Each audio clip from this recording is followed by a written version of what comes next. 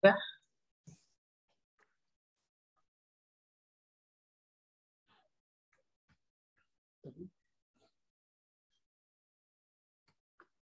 Não vai precisar do microfone.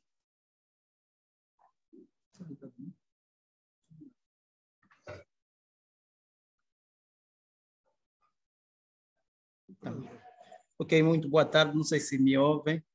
Agradecia que fizessem um feedback aí, se conseguem me ouvir bem ou se tem alguma interferência. Ok? Tá. Muito obrigado, doutora Sandra. Muito obrigado, doutora Diolinda. É um prazer compartilhar hoje esse tema com as doutoras, né? Uma família que a Unidade de Cuidados Intensivos do Américo Boa Vida me deu. Portanto, eu sou o Romário Benza Mendonça, eu sou interno terceiro ano e vamos falar hoje sobre infecções fúngicas invasivas. Por sinal, o primeiro tema desse terceiro ciclo de webinars do Hospital Américo Boa Vida. É um prazer ter que fazer a abertura do ano. Portanto, esse é o sumário que vamos procurar desenvolver ao longo da nossa apresentação. As infecções fúngicas invasivas é uma complicação de várias condições e procedimentos que resultam em imunossupressão. Elas podem ser tanto de fonte endógena quanto de fonte exógena.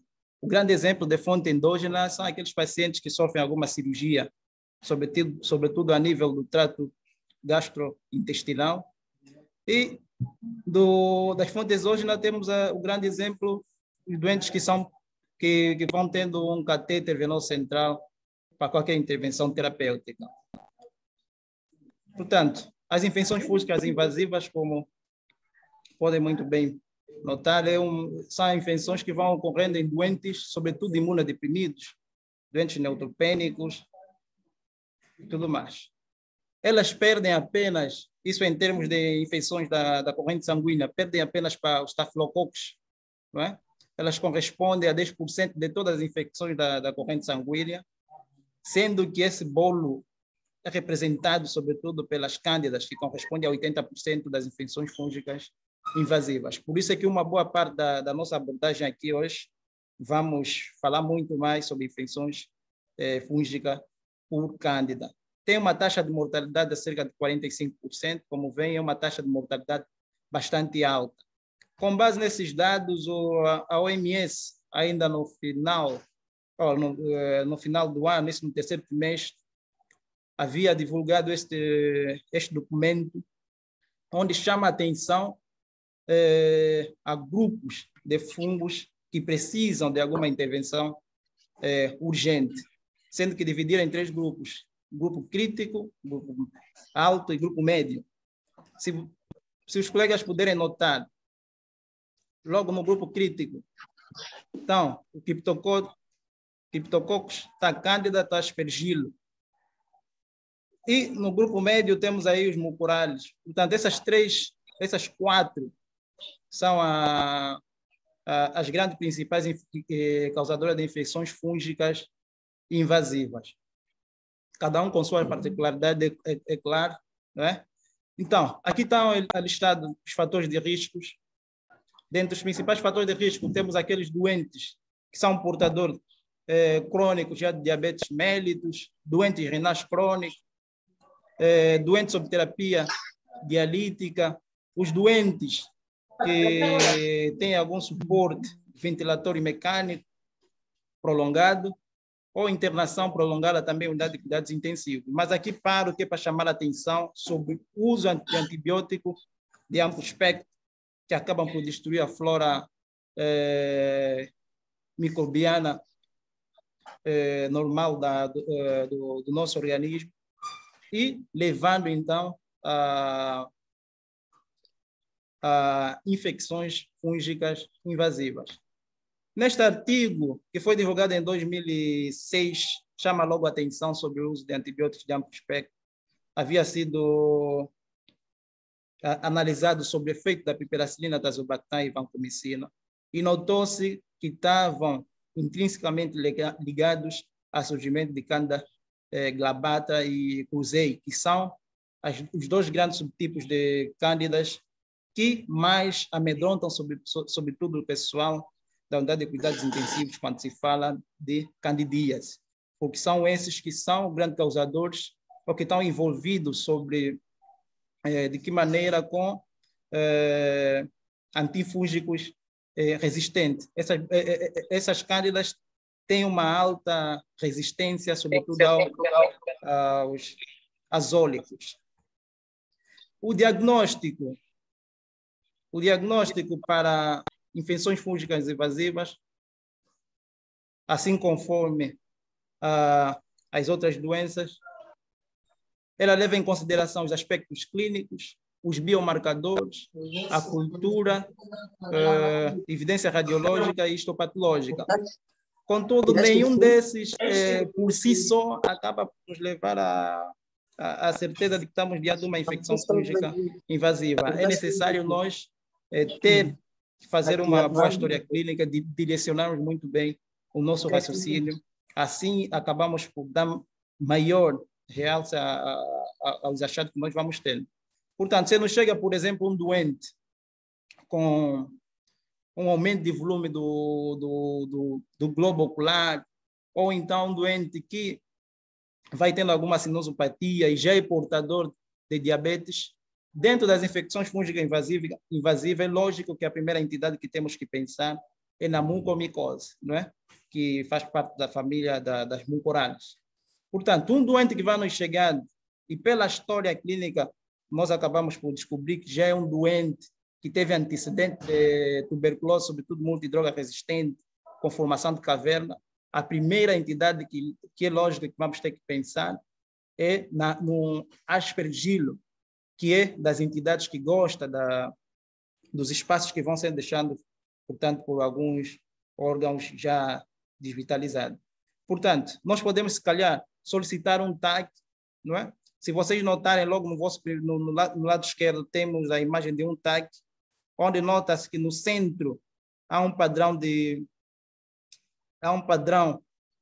condensação e na periferia tem um padrão devido ao fusco.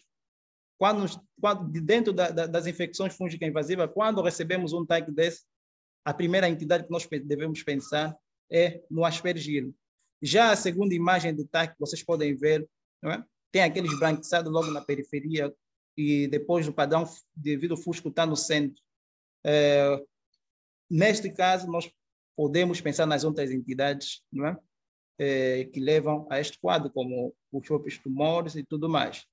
Mas dentro das infecções fúngicas invasivas é sempre importante pensarmos também em mucormicose ou alguma infecção fúngica. Depois temos aqui a imagem de raio-x, não é?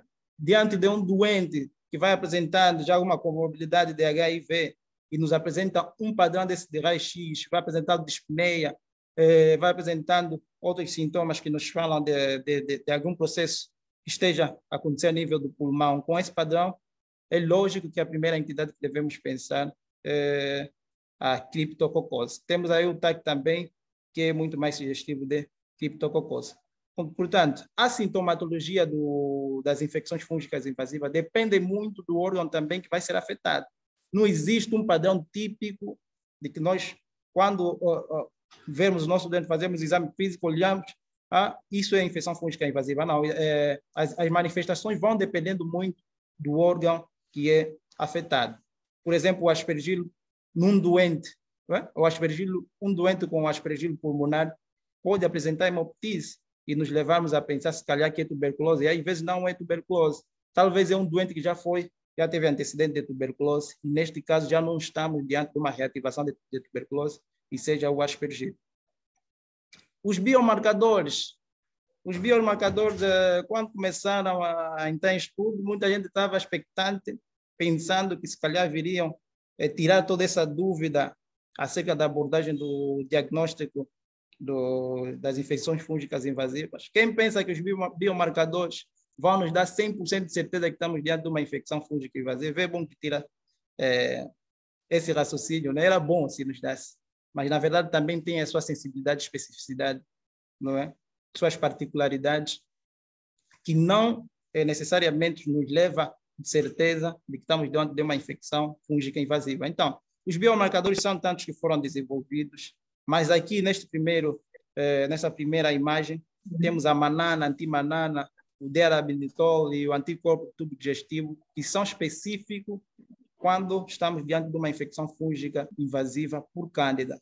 Portanto, tem outros que podem ser também identificados nas outras infecções fúngicas invasivas, bem como na Cândida, como a galactomanana e a beta-1 glucana.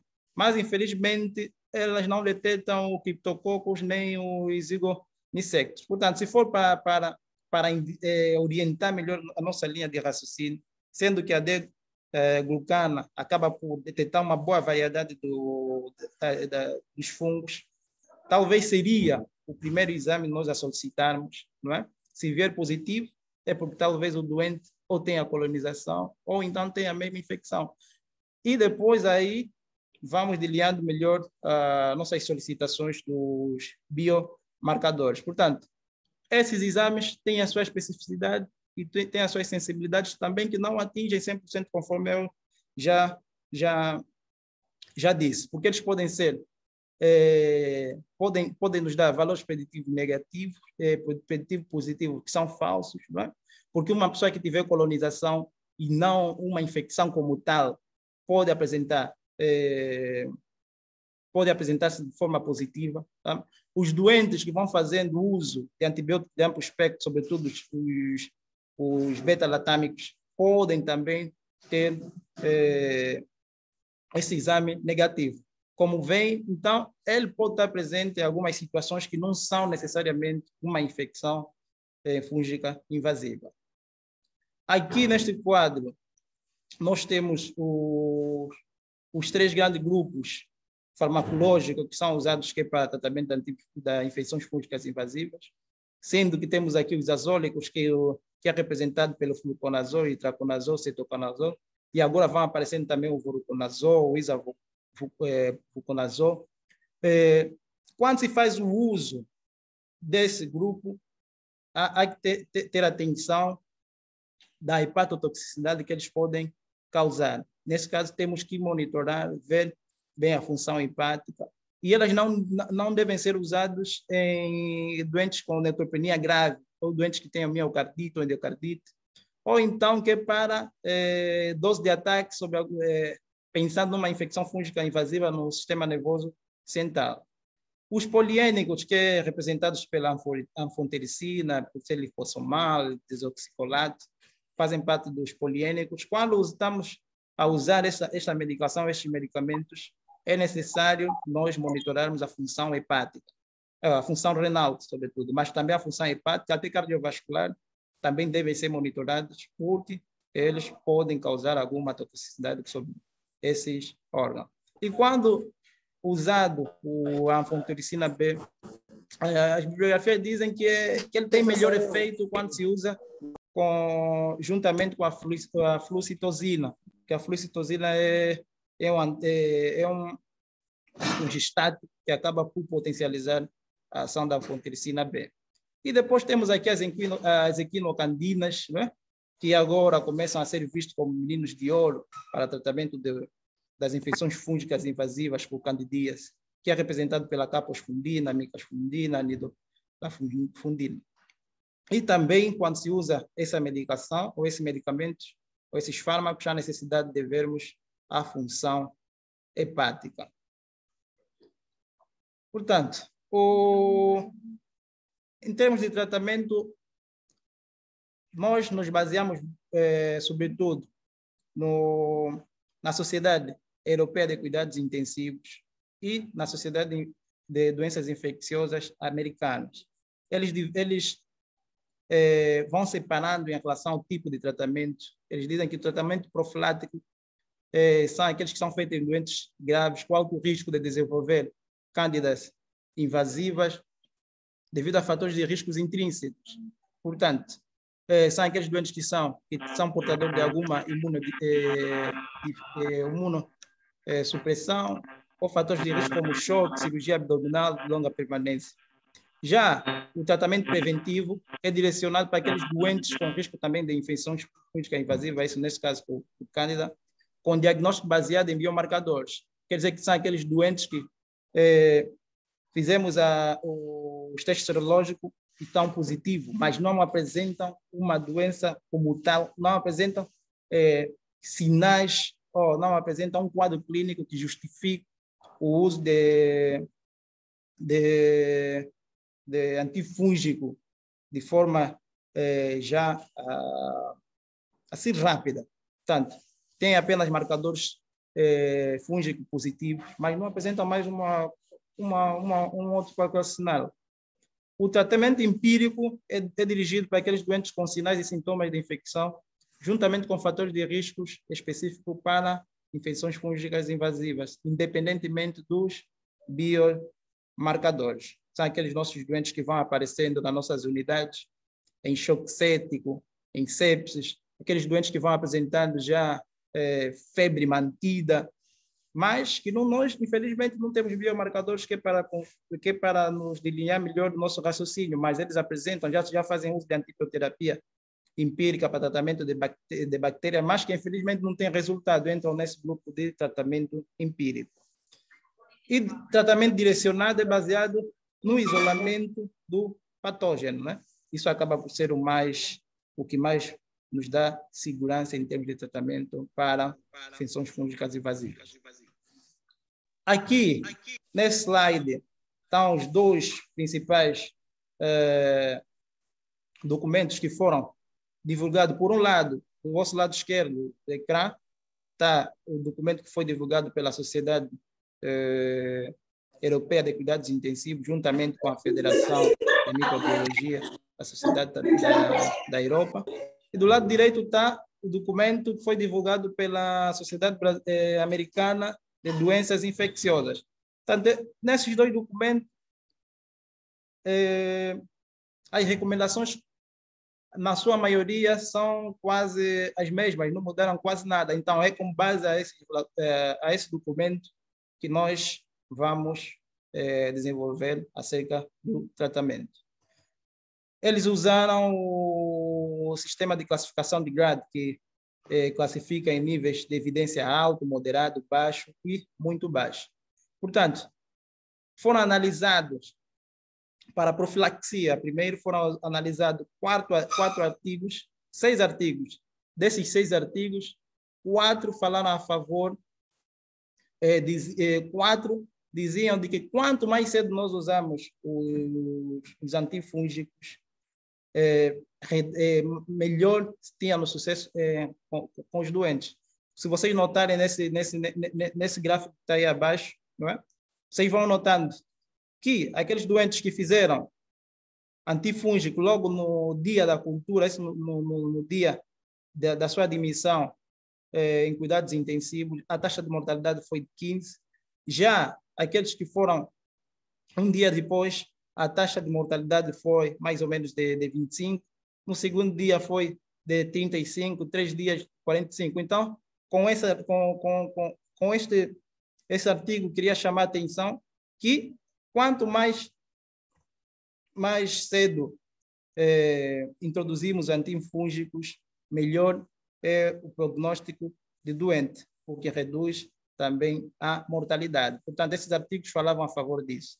Mas, contudo, os outros artigos diziam que não era bem assim, que, na verdade, eles diminuíam, de certa maneira, de certa forma, a incidência de infecções fúngicas invasivas, mas que, do ponto de vista de taxa de mortalidade, não reduziam em nada. Então, com base a esses artigos, foram feitos as análises, os estudos sistemáticos, e o painel, então, recomendava contra a administração rotineira e universal de profilaxia antifúngica em pacientes graves ou críticos. Só que esta teve uma recomendação fraca. A qualidade de evidência que sustentava o não uso de antifúngico de forma profilática eram muito baixas, o que quer dizer que, diante de situações do gênero que nos levam a pensar a infecções fúngicas invasivas, devemos sim usar antifúngicos. Portanto, Quais são os doentes, então, que devem se beneficiar de antifúngico de forma profilática? Todos aqueles, se vocês prestarem atenção nesse fluxograma, não é? No lado direito, tem todos aqueles doentes que tiverem um vazamento da anastomose, aqueles doentes cirúrgicos que tiveram um vazamento da anastomose ou que sofrerem uma relaparatomia, esses devem beneficiar de antifúngico de forma profilática. Se por acaso não tiverem dentro destas variáveis, deve-se levar em consideração o Candida Score, conforme vem aqui na chamada de atenção, que os modelos de predição de risco, devido à sua simplicidade e altos fatores preditivos negativos, devem ser usados para identificar paciente de alto risco. Isso teve uma recomendação muito forte, pese embora ter uma evidência também baixa, mas teve uma recomendação forte. Esses modelos de predição foram aceitos. Está o Candida Score, não é? O Candida Score que avalia, sobretudo, 4 variáveis. Doente, se por acaso, logo a admissão já na UCI entrou porque já tinha uma cirurgia, por exemplo, uma laparotomia, leva 1 ponto. Se por acaso está em nutrição parentérica, leva mais 1 ponto. Se estiver em sepse, leva 2 pontos, já totalizam 4. E se tiver alguma colonização por Cândida, mais 1 ponto. Os estudos mostraram que uma pontuação de Candida Score superior a 3 tem 8 vezes o risco do doente desenvolver infecções fúngicas invasivas por Cândida. Portanto, esses doentes que apresentarem esse score de Cândida superior a 3 devem beneficiar de antifúngico profilático. Portanto, a outra discussão que se levantou, quais antifúngicos devem ser usados? Para a profilaxia, o que se aceita é o fluconazol, né? Como para aquelas zonas em que não há taxa de resistência muito elevada para o fluconazol. E se tiver taxa de resistência muito elevada, então deve-se ir mesmo pelas equinos candinas. E chamar a atenção que deve-se fazer uma dose de ataque, não é? Mais ou menos 8 miligramas, isso no fluconazol. Ou, se for um doente, se calhar pediátrico, deve-se fazer uma dose de ataque em torno de 12 miligramas por quilo de peso e depois uma dose de manutenção de 6 miligramas por quilo de peso dia.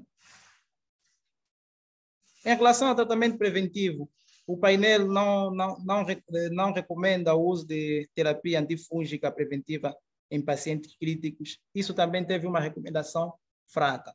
Quer dizer que a sociedade levantou essa possibilidade de não se usar em aqueles doentes, aqueles pacientes críticos, para não se fazer o tratamento preventivo, não é? Que são aqueles pacientes que vão nos apresentando, conforme nós já falamos lá na definição. Teve uma recomendação também fraca, as evidências foram muito baixas. Em 2019, a Sociedade Americana de Doenças Infecciosas havia recomendado o tratamento preventivo para esses doentes, mas já em 2016, nesse relatório dele novo, pelo menos que eu estava vendo, em relação a tratamento preventivo, já não voltaram a chamar atenção, mas é aquilo, na dúvida, vamos sim fazer tratamento preventivo, mas chegou-se à conclusão, tanto a Sociedade Americana de Doenças Infecciosas quanto a Sociedade Europeia de Cuidados Intensivos e a Federação de Microbiologia Europeia chegaram à conclusão que se precisa de mais estudo que para sustentar esta base. Portanto, tudo que temos aqui ainda carecem de muitos estudos que para chegar a melhores evidências. Portanto, pode ser considerado apenas em pacientes com choque séptico, falência múltipla de órgão, que tem mais de um local extradigestivo, com colonização comprovada de espécie de Cândida. Isso foi uma recomendação muito forte, que devia só se fazer, que deve-se fazer tratamento empírico para aqueles doentes que vão apresentando, não é? Falência múltipla de órgão, não é? O doente que vai apresentando sepsis e que tenha, ou aqueles doentes também que têm mais de uma fonte de colonização. Foi uma recomendação forte, apesar de ter baixa qualidade de evidência, porque os estudos que falam sobre as infecções fúngicas invasivas ainda são muito baixos. Portanto, a recomendação, mesmo assim, foi forte para esse tratamento empírico para esses doentes. Aqui, praticamente já falamos, mas eles chamam a atenção logo a prática atual, que é de uso indiscriminado de antifúngico, pode levar ao surgimento de cepas multidroga resistentes. Então, há necessidade de sermos criteriosos a selecionarmos os doentes que deverão receber tratamento antifúngico de forma empírica. Isso para evitarmos o surgimento de infecções fúngicas ou de fungos resistentes, multidroga resistentes. Neste artigo, fizeram a comparação sobre qual dos grupos de antifúngicos seria melhor para tratamento das cândidas. Havia sido avaliado o fluconazol e a capospondina. Parece que os estudos mostram, pese embora ser muito pouco também, os estudos que falam sobre isso, mas dão uma escassa vantagem a equinos candinas. Portanto, aqui eu faço o resumo que as equinocandinas sejam usadas como primeira opção de tratamento em doentes com choque séptico ou disfunção múltipla de órgãos. Teve uma recomendação fraca por causa daquilo que já falei, que os artigos são muito poucos, mas teve uma baixa qualidade também de evidência. Mas é o que atualmente é aceita. Diz-se que as equinocandinas são mais potentes em relação aos azólicos para tratamento de cândida. Se por acaso o fluconazol seja considerado a primeira opção de tratamento para doentes com baixa gravidade, quer dizer que para aqueles doentes que não têm múltiplas disfunções de órgãos, aqueles doentes que tudo nos leva a entender que realmente têm infecções fúngicas invasivas, mas não têm disfunção múltipla de órgãos, ainda podemos optar pelo fluconazol. Mas naquelas zonas em que há resiste de pouca resistência a usos de azólicos. A outra situação que se discutiu muito é sobre a duração do tratamento para infecções fúngicas invasivas dirigidas, naqueles que se fez isolamento do agente patogênico. Não é? Mas a Sociedade Europeia diz que pelo menos 14 dias após a primeira hemocultura negativa. Quer dizer que os doentes devem permanecer com antifúngicos pelo menos 14 dias depois da hemocultura negativa. Naqueles doentes que não houve, que não se fez cultura, não é? Que o tratamento foi basicamente em aspectos clínicos, o tratamento deve ser pelo menos entre 10 a 14 dias. Agora, tudo que nós falamos foi sobre candidíase. Agora, em relação à aspergilose, que devemos levar sempre em consideração ou suspeitar de aspergilose, naqueles doentes que têm antecedência de uma tuberculose, e chamar a atenção também que a aspergilose é daqueles fungos que não depende muito da imunossupressão, né? Imunodeficiência. Mesmo as pessoas que não são portadores de alguma doença imunodeprimente também podem desenvolver aspergilose. O que está aceito agora é que a droga de escolha deve ser o voriconazol. Se não tiver, a alternativa é a anfotericina B liposomal, que acaba por ser menos tóxica em relação a desoxicolato e a lipídica. Para tratamento de resgate, está o posaconazol, assim como as equinocandinas. Portanto, como veem, não há espaço para os azólicos no tratamento da aspergilose. Já para a criptococose, que é muito frequente, que é as infecções fúngicas invasivas, que é muito frequente naqueles doentes que são portadores de HIV, o que está aceite atualmente que a droga de primeira linha deve ser a anfotericina B, né? A desicolato ou mesmo a liposomal, juntamente com a flucitosina, que acaba por ser um fungistático.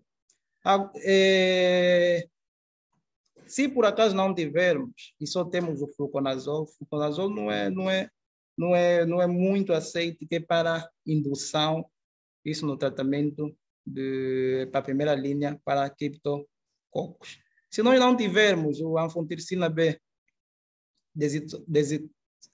o nome infelizmente está pesando um pouquinho, desoxicolato, com a flucitosina. Se não tivermos a flucitosina, podemos fazer só a anfotericina B de forma isolada, mas ou combinada com o fluconazol. A dose de já para manutenção, o fluconazol já acaba por ter um espaço, não é? O fluconazol já acaba por ter um espaço. A anfotericina B também na manutenção, o itraconazol também na manutenção, também são aceitos. Para mucormicose, que é muito mais frequente naqueles doentes diabéticos, o tratamento farmacológico de primeira linha deve ser com a anfotericina B. E também o isavuconazol, o posaconazol também acabam por estar na primeira linha. Mas a maior parte dos artigos falam mais da anfotericina B. E chamam logo a atenção que, se o doente, por acaso, tiver uma acidose ou tiver a cetoacidose no contexto da sua diabetes, por tão leve que seja a cetoacidose, temos de fazer correção da cetoacidose, porque se o doente estiver com cetoacidose, dificulta ainda mais o extermínio da mucormicose. E para além do tratamento farmacológico, o tratamento cirúrgico combinado com o farmacológico acabam por ter melhor resultados para o tratamento da mucormicose. Quer dizer que o tratamento da mucormicose deve ser um tratamento combinado, farmacológico e cirúrgico, e controle também do perfil metabólico do doente, sobretudo dos diabéticos. E como pontos a reter, as infecções fúngicas invasivas, elas apresentam alta mortalidade. A cândida é a principal causa de infecções fúngicas invasivas. Pensar sempre em infecções fúngicas invasivas diante de um doente com febre persistente ou deteriorização clínica, apesar da antibioterapia. As equinocandinas parecem ser mais eficazes em relação aos azólicos no tratamento das infecções fúngicas invasivas. Eu aqui escrevo parece, porque as evidências são poucas. O pouco que se tem diz sim que as equinocandinas são mais potentes do que os azólicos, mas eu parece que são muito poucas. Né? Em doentes com estabilidade hemodinâmica, né? É optar por equinocandinas em relação aos azólicos. Né? A aspergilose invasiva pode ocorrer em doente imunocompetente e principalmente em doentes com antecedentes de tuberculose pulmonar. O seu tratamento de escolha é com voriconazol. Né? A mucormicose invasiva é mais frequente em doentes diabéticos e optar por anfotericina B ou o voriconazol como tratamento de escolha, juntamente com o tratamento cirúrgico que já falamos. Né? A criptococose é mais frequente em doentes infectados por HIV e o seu tratamento é com anfotericina B, de eleição. Essas foram as nossas referências bibliográficas usadas. Aqui deixo essa frase para pensar, que nunca pense que um pequeno grupo de indivíduos altamente dedicados não pode mudar o mundo. Na verdade, foram eles os únicos que já o fizeram. Nós hoje somos poucos, mas podemos fazer a diferença. Portanto, feliz ano novo para todos, né? Feliz ano novo. E que esse ano seja um ano acadêmico melhor em relação ao ano transato. Muito obrigado.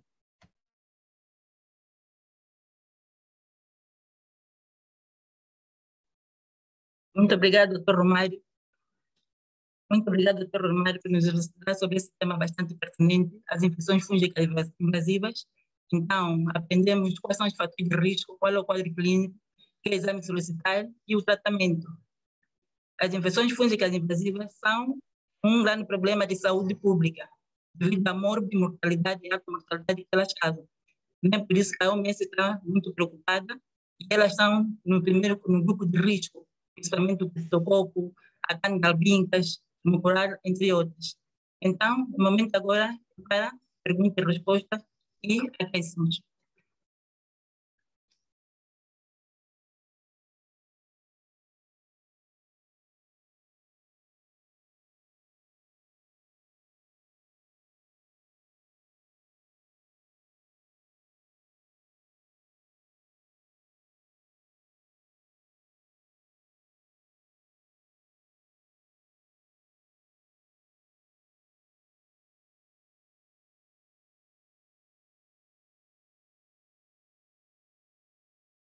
Tá bem. Então, o momento de perguntas e respostas.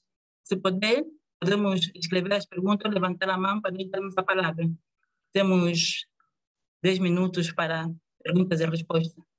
E também, se tiver algum acréscimo, algo a acrescentar, o momento é esse.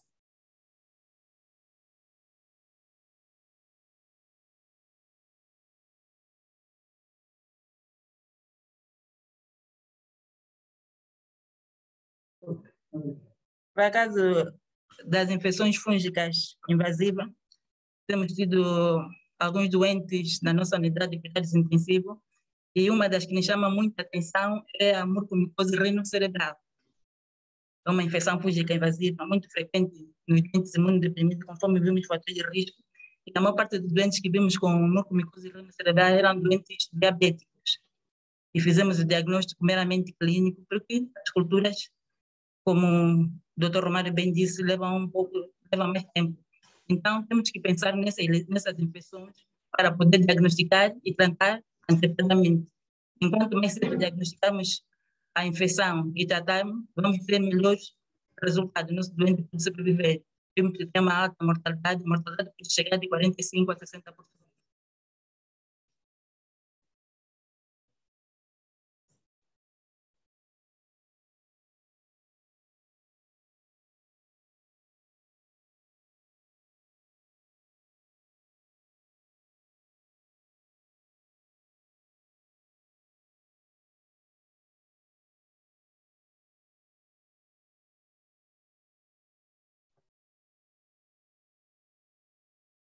O doutor Cordero aqui perguntou qual é a decisão do início do tratamento para as infecções fúngicas invasivas.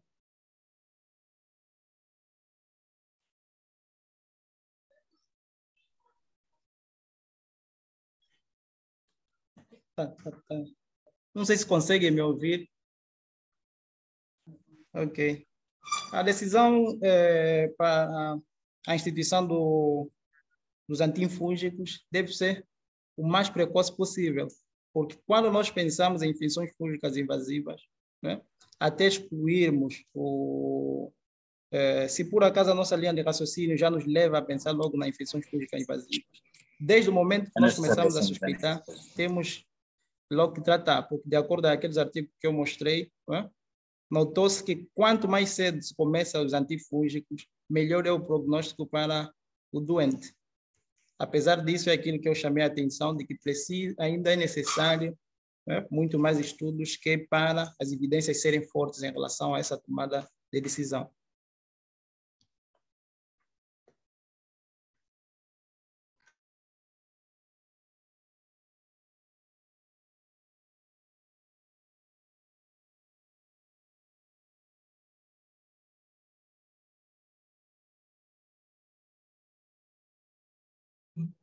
O doutor Cordero também pergunta: a campanha de sobrevivência da sepsis 2021 estabelece a decisão do início do tratamento.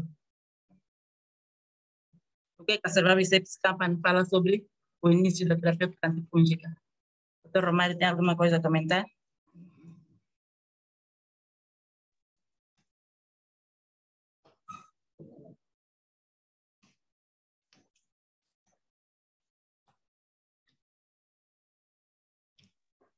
Conseguem me ouvir?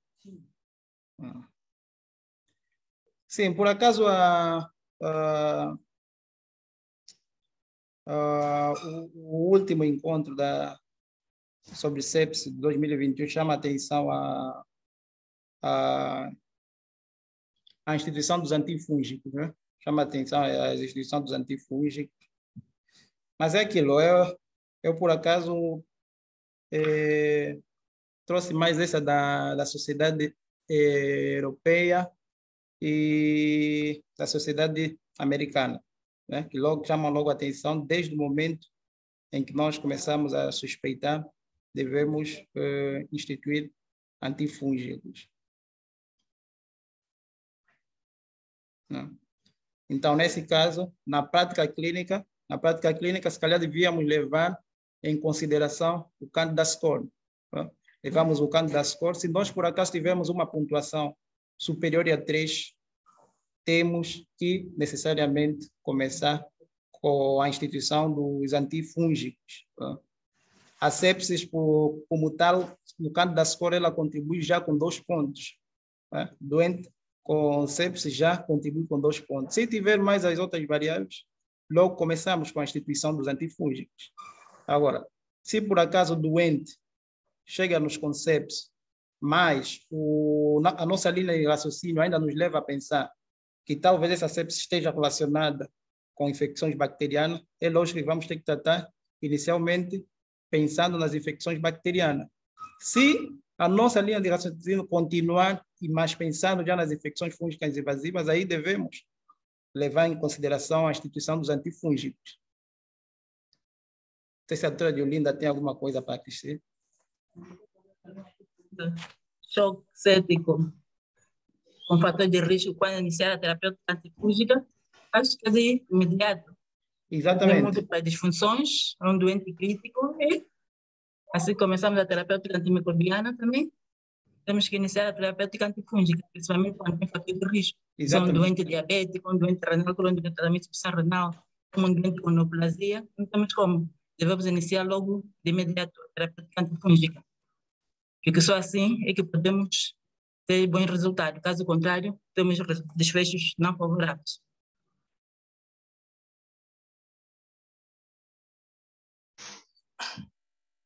Sim, então, Cordeiro pergunta qual é a fronteira entre os biomarcadores e as culturas.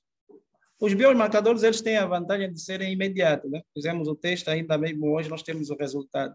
As culturas, infelizmente, levam muito mais tempo que para sair o resultado. E se nós ficarmos a depender das culturas, podemos perder o nosso paciente.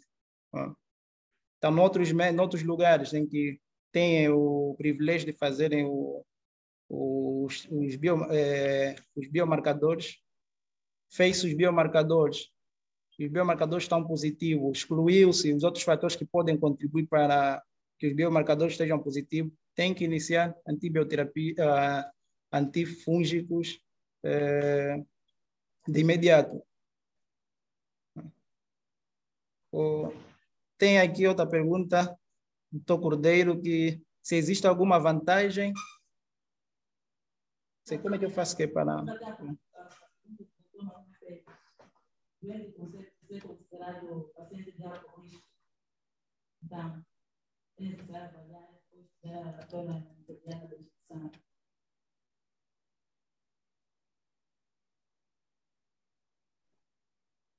Mário.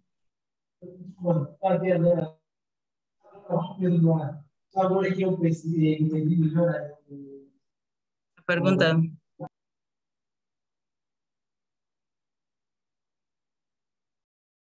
Chat. Já. Ok, desculpa, vão perdoar, estava aqui a ver o chat, só agora que a equipa técnica me deu aqui um toque para ver o chat e começo a ver as perguntas aqui. Portanto, a decisão da instituição dos antifúngicos já falamos. Em relação à fronteira, penso também que já falamos.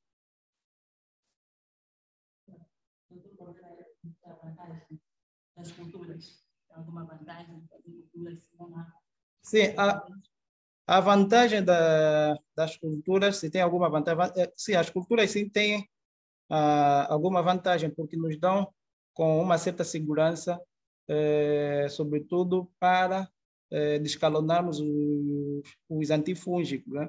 Se por acaso doente tiver uma cultura positiva para antifúngico, nós devemos instituir os antifúngicos. Depois, quando voltamos a fazer a cultura aparecer negativa, só devemos tirar os antifúngicos 14 dias após a cultura negativa. É isso que está aceite, pelo menos até agora.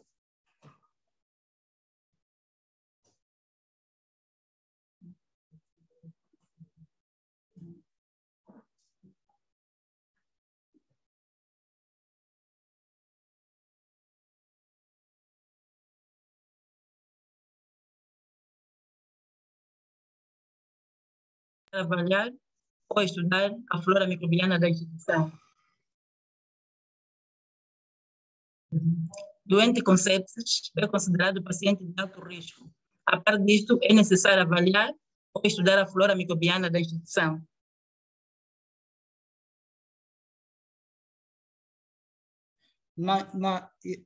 Exatamente. Na instituição dos antifúngicos, é importante sempre levarmos em consideração qual dos patógenos é mais frequente na unidade em que se verificou isso. Né? Se por acaso for naquelas unidades onde há muito Candida glabata ou cruzei, que são aqueles que têm muita resistência aos azólicos, como o fluconazol, nós devemos começar logo já com as equinocandinas, que começam a ser consideradas agora como se fosse, assim, entre aspas, um menino de ouro para tratamento das cândidas. Agora, se for naquela unidade em que não há registro de tanta resistência ao fluconazol, podemos começar com fluconazol. Tá? Agora, a cultura é lógico, isso que o Dr. Cordeiro aqui escreveu, que a cultura tem essa vantagem também de isolar o agente causal, né? Porque os biomarcadores, eles apenas nos dizem que estamos diante de alguma infecção por fungos, mas não nos diz com certeza que tipo de fungos, pese embora ter aqueles biomarcadores que são específicos da Cândida, não é? Que são a manana, a antimanana, o anticorpo do tubo germinativo, que são específicos das Cândidas, mas dentro das Cândidas também temos aquelas variantes, tem o glabata, tem o cruzei, tem o... Então, em suma, tem todo esse grupo. Só a cultura é que nos dá essa vantagem de identificar que tipo de patógeno é que estamos a enfrentar.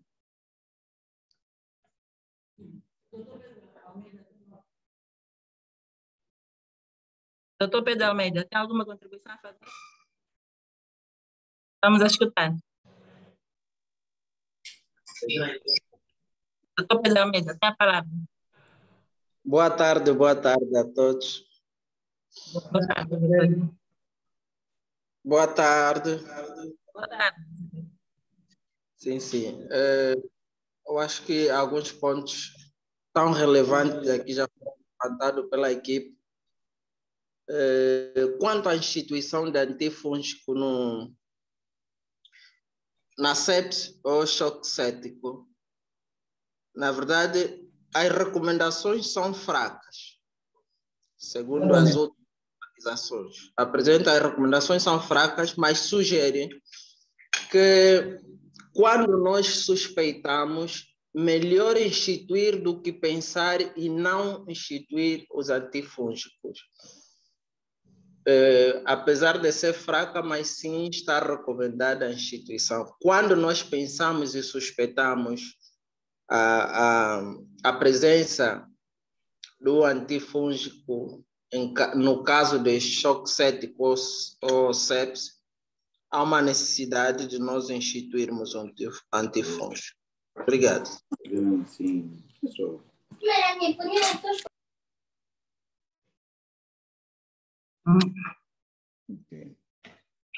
Bom, estamos abertos a mais perguntas e respostas. E há um dilema nesta problemática, que se diferenciar a colonização fúngica da infecção fúngica. O comentário lhe oferece fazer. Doutor Cordeiro pergunta. que é um dilema nesta problemática. É difícil diferenciar a colonização fúngica da infecção fúngica invasiva. Que comentário lhe oferece fazer? Sim, realmente, estou por dentro.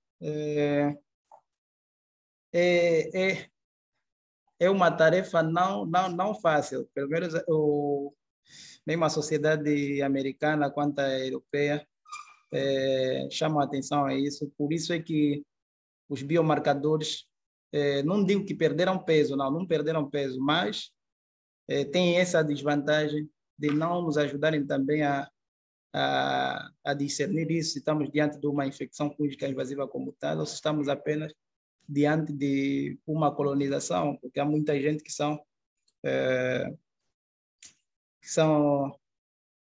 digamos assim, portadores de infecções fúngicas que vão estando aí de forma comensal no seu organismo.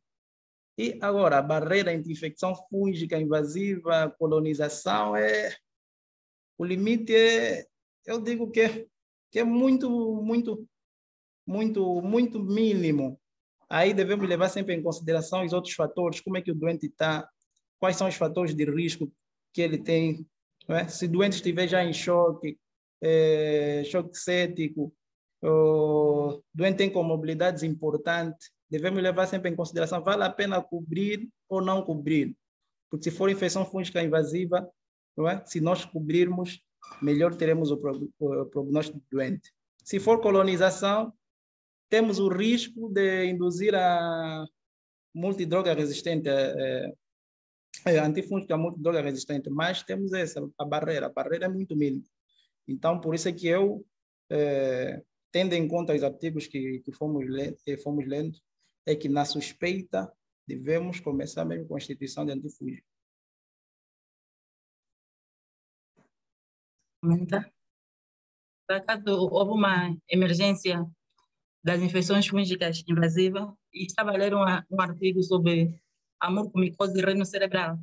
Eles fizeram um trabalho com mais de 3 mil pacientes. E desses 3 mil pacientes, selecionaram 520 pacientes que estão mucormicose renocerebral. Sabemos que o tratamento de eleição é a anfotericina B liposomal. Esses doentes, dos 520 que eles selecionaram, fizeram terapêutica com anfotericina B liposomal, injeção retrobulbar. E 495 dos pacientes tiveram bom resultado, quer dizer que 95% dos 520 tiveram bom resultado com a injeção retrobulbar da anfotericina B. Portanto, um tratamento muito promissor, já que, ultimamente, devido a várias comorbilidades, ao aumento das doenças crônicas não transmissíveis, como a diabetes, como a doença renal crônica, como muitos doentes com neoplasia. Então, é importante a comunidade científica, a comunidade médica, buscar outras formas de tratamento para ver se conseguimos acudir mais pessoas a saírem dessa patologia que é muito grave e que é muito invasiva e que é muito mortal. A mortalidade é acima de 50%. Então, as inovações são bastante importantes para salvarmos mais vidas. Aqui o Dr. Cordeiro diz que a OMS tem levantado muitas questões à volta do diagnóstico das infecções fúngicas invasivas pulmonares, designadamente a aspergilose e a histoplasmose, pelo fato de não se estabelecer corretamente o diagnóstico de infecções fúngicas invasivas e ficamos circunscritos ao diagnóstico errado da tuberculose. Que comentário oferece fazer?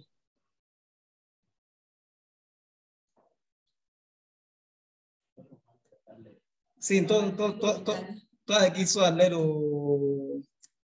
a questão do Dr. Cordeiro.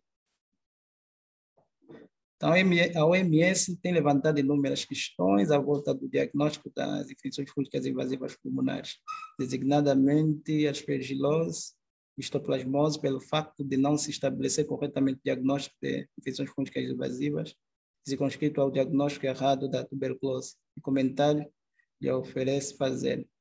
Portanto, eu acho que nós devemos sempre pensar nas infecções fúngicas invasivas, sobretudo naqueles doentes que já fizeram o tratamento pela primeira vez de tuberculose, aqueles doentes que foram inicialmente diagnosticados de tuberculose, fez tratamento de tuberculose, alguns meses depois ou alguns anos depois começa com sintomatologia, porque a sintomatologia das infecções fúngicas invasivas pulmonares não difere muito das tuberculoses. O doente também poderá apresentar hemoptise, dor torácica, até a radiografia podem apresentar aquele padrão todo, que é muito comum na tuberculose, mas devemos sempre levar em consideração, o doente está com hemoptise, já fizemos tratamento para tuberculose, não é?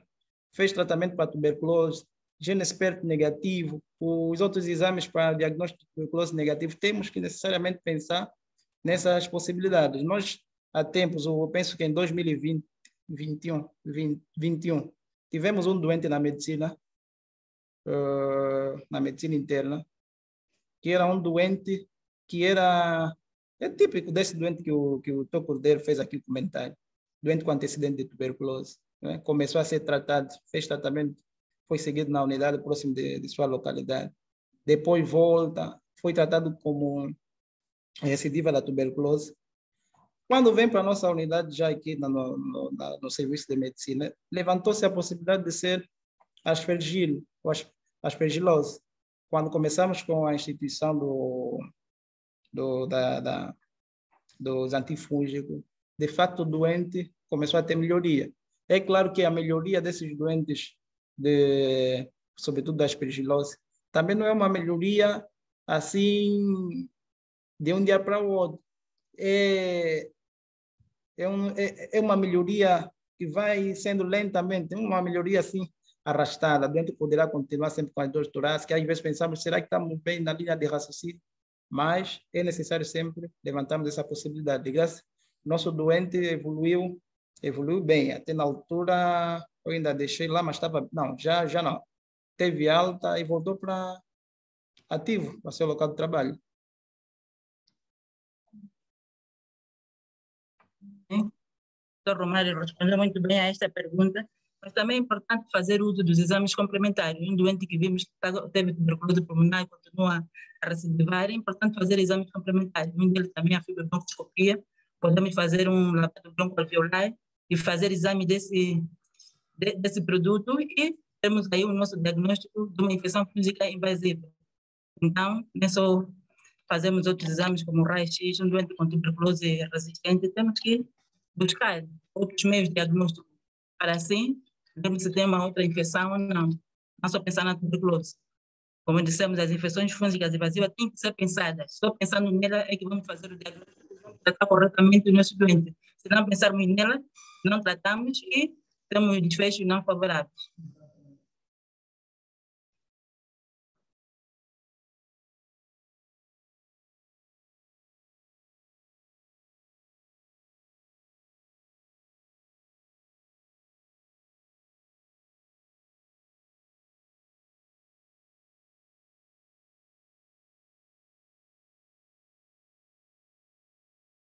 Para poder fazer o diagnóstico e tratar. Se não pensarmos, não fizemos o diagnóstico e não conseguimos tratar. Dr. Romário, temos alguma coisa a acrescentar? Eu acho que isso, na verdade, já falamos aqui. Esse era apenas para deixar um pouquinho mais claro em relação a todo esse assunto das infecções fúngicas invasivas. Eu, na minha cabeça, preferi organizar assim: doente com antecedente de tuberculose, pensar nas infecções fúngicas invasivas, sobretudo aspergilose. Doente diabético, não é? Pensar nas infecções fúngicas invasivas como fator de descompensação, sobretudo mucormicose. Doente seropositivo HIV, dentre as várias infecções oportunistas que pode ter, devemos levar sempre em consideração a criptococose, sobretudo também quando vamos apresentá-lo com alguma manifestação neurológica ou mesmo pulmonar. Portanto, eu acho que era tudo que eu tinha para dizer.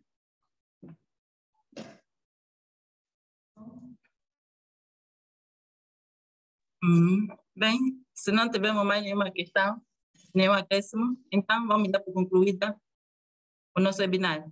Até a próxima oportunidade. Muito obrigada.